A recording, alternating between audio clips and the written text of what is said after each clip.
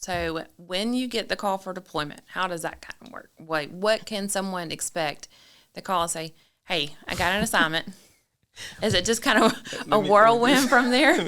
I mean, it's a whirlwind, right? So what's going to happen is you're going to be at home with your wife or your mom or whoever you live with, or you're going to be at home with your cat or your dog, watching TV, eating ice cream, and then you're going to get a phone call, and they're going to be like, I need you somewhere tomorrow or within 48 hours.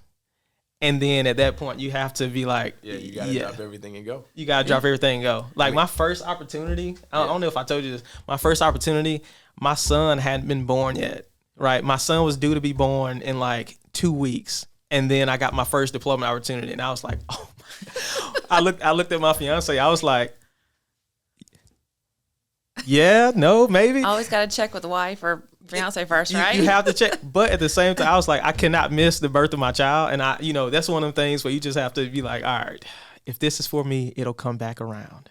And then that's when CNC gave me an opportunity a couple months later. So it came back around. Yeah. That's good. But that's how fast and that's how quick the opportunity can come. And you have to be able to say yes.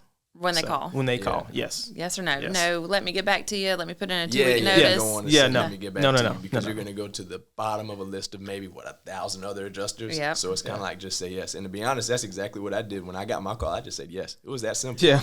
But I mean, yes, also. and figure it out later. Yeah. But also, I mean, I didn't really necessarily have anything else to consider. So, I mean, that's something else. That's a very big factor, what he just mentioned. If you have a fiance or if you have a child or anything like that, consider that before you hop into this because it's not just well, actually, I mean, for me, it's just yes, I can go, but maybe it might not be that easy for somebody else who's trying to hop in.